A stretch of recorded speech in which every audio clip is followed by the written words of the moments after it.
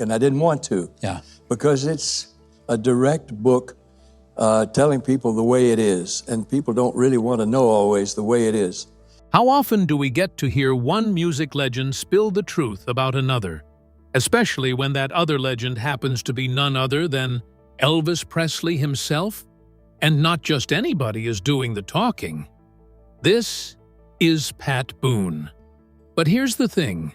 For decades, Pat kept his lips sealed about what went down behind the scenes with Elvis. Why? Now, let me tell you. It's not the version of Elvis you've seen in movies or heard about in fan club magazines. So grab a drink, get comfortable, and prepare to have your mind blown. Come along. Boone and Elvis in the spotlight. The connection between Pat Boone and Elvis Presley goes much deeper than most people ever imagined. On the surface, it might seem like they were simply two famous singers from the same era, each chasing the spotlight in their own way. But if you pull back the curtain and take a closer look, you'll see that these two legends were actually shaped by many of the same cultural forces, especially their roots in Tennessee. Pat Boone, born Charles Eugene Boone in Jacksonville, Florida, found himself relocating with his family to Nashville at just 6 years old. Meanwhile, a young Elvis Presley was making waves down in Memphis, a city that would forever be linked with his name. Was it just coincidence that two of the biggest names in American music found their footing in the same state around the same time? Or was Tennessee quietly laying the groundwork for a cultural revolution? Why did Pat Boone wait until he was 91 to finally speak up about Elvis? Was he hiding something all these years? What he reveals now will change the way you see Elvis forever. Stay till the end, because the final twist will leave your jaw on the floor. What's even more interesting is how both Boone and Presley drew inspiration from the same musical wellspring, the vibrant rhythm and blues traditions born from black communities. Boone began performing in public when he was just a child, only 10 years old, and throughout his teenage years, he won talent contests like it was second nature. That early spark led to a major turning point in 1954 when he won Arthur Godfrey's National Talent Show, catapulting him into the public eye. Not long after, Boone was working on television at WBAP in Fort Worth, Texas, earning $44.50 a week, not to mention free dairy products from the show's sponsor. Can you imagine landing a job that paid you in both money and milk? While Pat was polishing his image on live TV, Elvis was chasing stardom with a fire that couldn't be ignored. By 1957, both of these Tennessee sons had taken over the music scene. Boone's songs were practically welded to the Billboard charts, with a staggering 220 weeks of consecutive appearances. That's more than 4 years without ever falling off the radar. At the same time, Elvis was knocking out hit after hit, often swapping places with Boone at the #1 spot like they were passing a baton in a relay race. And it wasn't just about the music. These two weren't content to stay behind the microphone, they were conquering Hollywood too. In 1957, theater owners ranked them among the top money-making stars in the country, with Boone sliding in at #3, just behind Rock Hudson and John Wayne, and Elvis right behind him at #4. That same year, Boone's films April, Love, and Bernardine ranked impressively in box office rentals. But Elvis was no slouch either. Love Me Tender, Jailhouse Rock, and Loving You were also box office hits, proving that both stars knew how to pull in a crowd, whether they were singing or acting. Despite their similar trajectories, Boone and Presley were cut from different cloths when it came to public image. Boone chose the route of the clean-cut, all-American boy. He was already a family man, married with children, and he didn't shy away from setting boundaries. In fact, in his early films, He refused to kiss co-stars on screen. Why? As he put it, "Not that I'm against kissing, but some of my young fans may wonder why I kiss girls on the screen when in real life I'm married." That's the kind of personal integrity that really stood out in an era when many stars chased fame at any cost. Elvis, on the other hand, leaned into the role of the bad boy, the rebel. He had that brooding look, the slicked-back hair, and that defiant energy that made parents nervous and teenagers wild with excitement. Boone once noted that Elvis sorta looked like the guy that their moms didn't want them to associate with, 'cause he looked like the rebel at school. And yet, here's where things get surprising. A 1957 high school opinion poll revealed that Boone was actually more popular among teenagers, especially girls. In fact, among boys, Boone was favored nearly 2-1 over Elvis, and among girls, he had a 3-1 edge.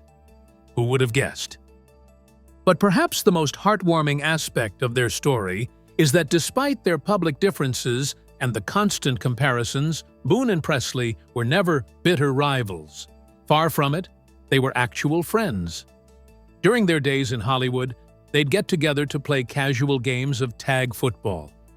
They'd hang out at each other's homes in Bel Air, just regular guys who happened to be navigating the highs and lows of superstardom.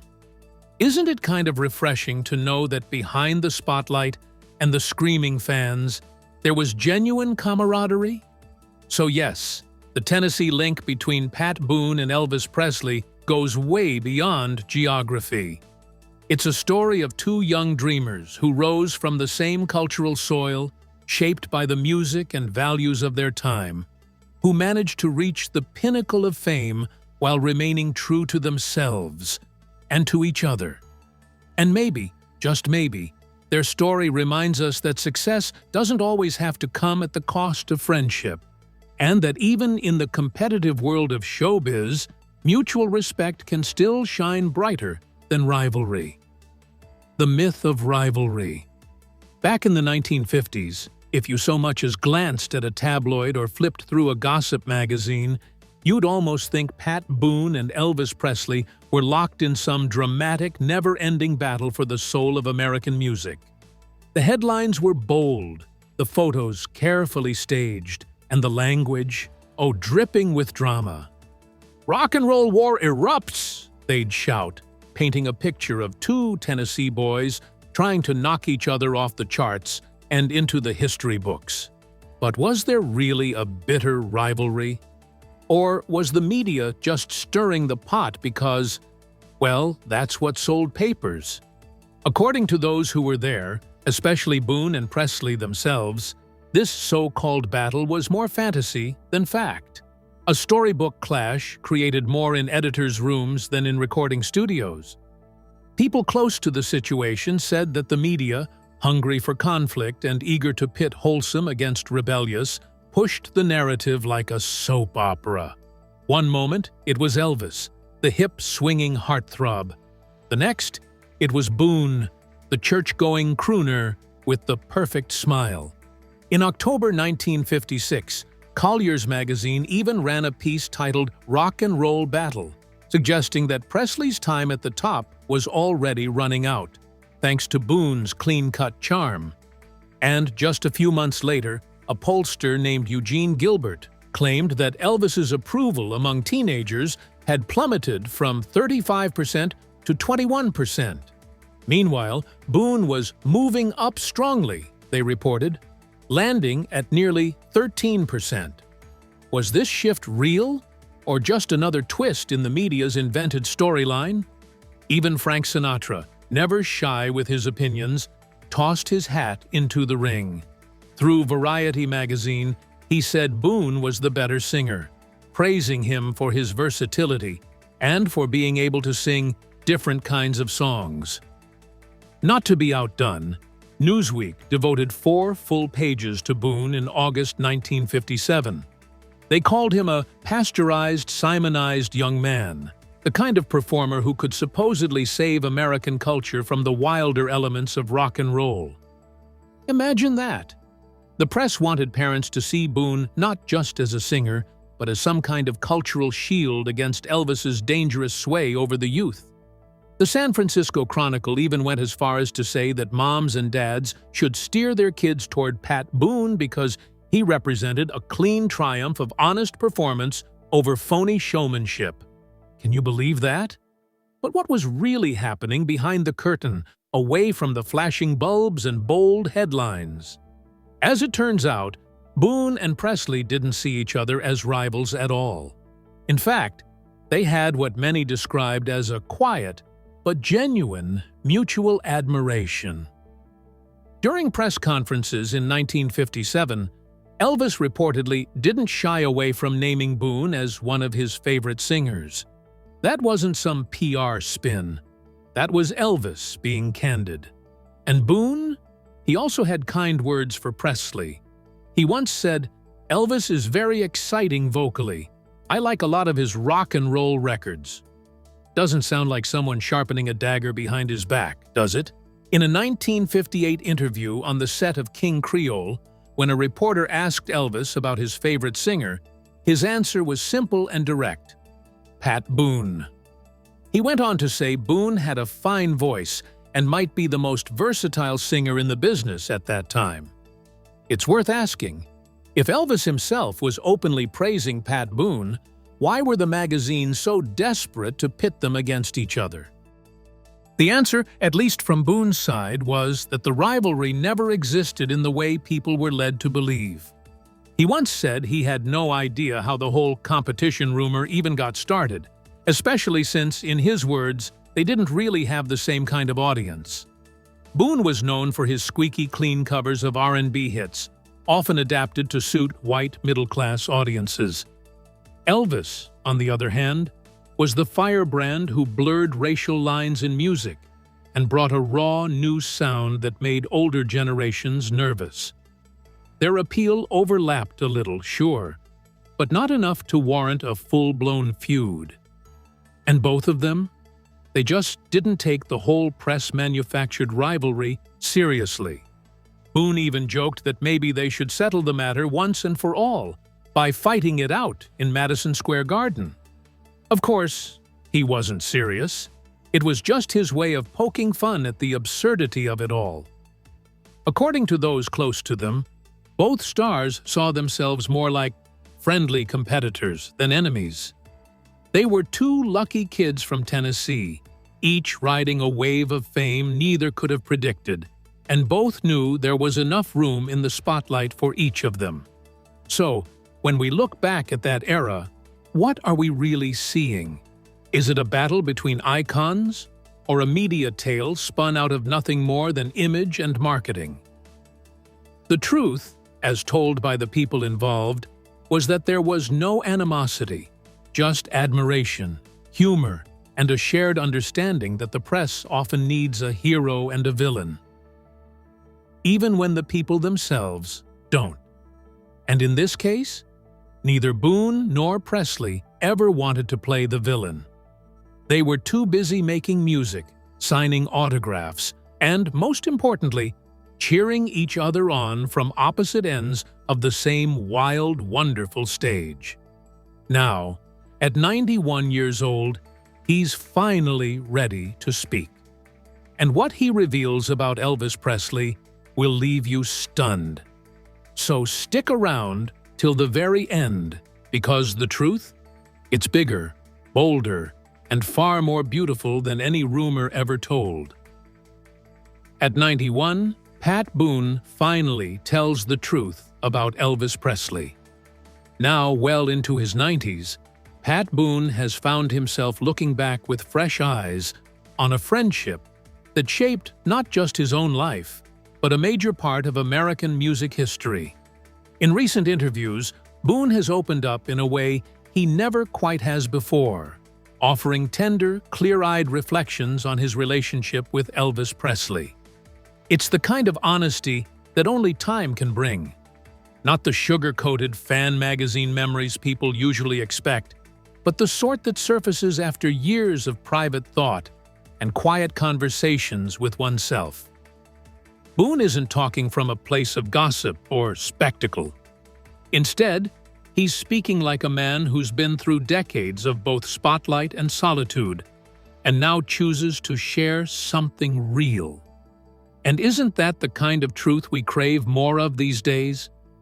When Boone speaks about Elvis, it's not just with the wistful glow of nostalgia, but with the kind of thoughtful reverence that's been deepened by time and reflection. At 91, he still recalls moments with surprising clarity.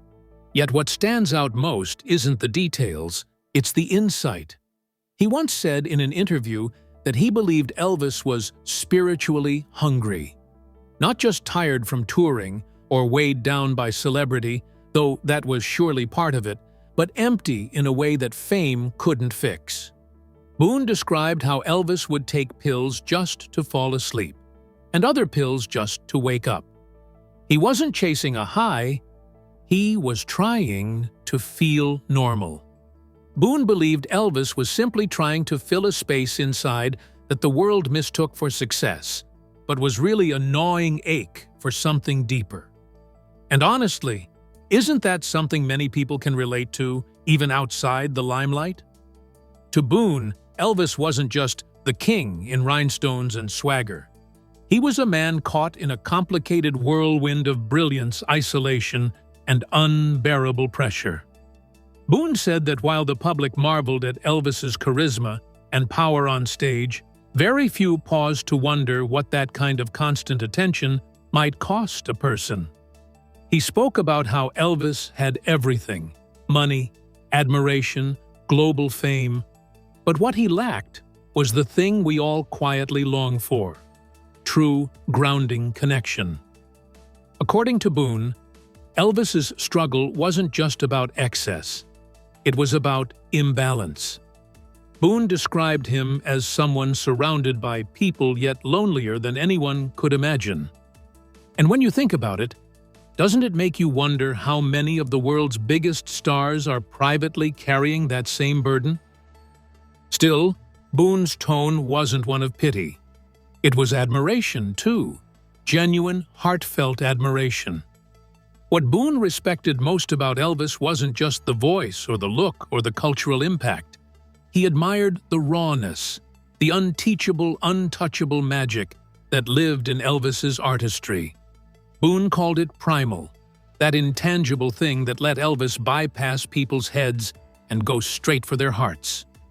He marveled at how Elvis sang gospel with so much power and sincerity, especially later in life.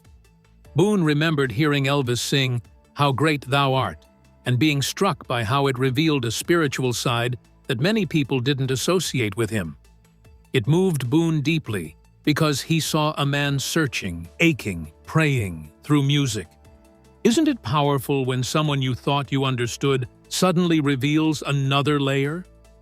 What made Boone's reflections even more touching were his honest regrets. Not regrets of rivalry or missed chances in showbiz, but something more human. Boone shared a moment where Elvis had told him, "I wish I could go to church like you do." Boone encouraged him, of course. "Why not?" he had asked, but Elvis replied that if he stepped into a church, the whole service would unravel, kids would scream, ask for autographs, distract from the sermon. Boone now wonders what might have happened if someone had insisted, if someone had helped make a way. Could it have changed things? Could a quiet moment in a pew have given Elvis some peace? Boone can't help but think so. And honestly, who hasn't looked back and asked those same what-ifs about someone they cared about? That sense of loss lingers in Boone's voice, not just the loss of a friend, but the loss of a potential path not taken. He reflects on how more honest conversations or deeper friendships might have shifted Elvis's trajectory. He thinks maybe if someone had been able to look past the glitter and the hype and truly connected with the man behind the icon, things could have ended differently. It's not judgment. It's longing. It's love, in its own way. Boone isn't blaming anyone, least of all Elvis. But he does wonder, and he does wish. Their careers, though often compared, were shaped by different forces and made different kinds of impacts. Boone has said he always admired Elvis's daring style, his willingness to push boundaries. But when it came time to pay tribute to him, Boone did so with warmth and wit. He recorded an album of Elvis covers, and though he first titled it Pat Sings Elvis, he had to change it after Colonel Parker, Elvis's notoriously shrewd manager, demanded royalties just for using the name. So Boone, ever clever, renamed it Pat Boone Sings Guess Who. It was a move that showed his savvy, but also his sincere respect. He wasn't trying to ride Elvis's coattails, he was honoring a peer, a pioneer, and a person he genuinely missed. So when Boone speaks now, it isn't from a place of self-congratulation, but from one of reflection. He doesn't paint Elvis as a victim or himself as a saint. He's just a man who lived through something extraordinary and who's still trying to make sense of it all, one memory at a time. And really, what better use of a long life than to try to make the truth a little clearer for the rest of us? With this, we have come to the end of this video. Thanks for watching. If you enjoyed this video, do well to like, comment, and subscribe for more content. To enjoy more thrilling stories, click now on the following video that pops up on your screen.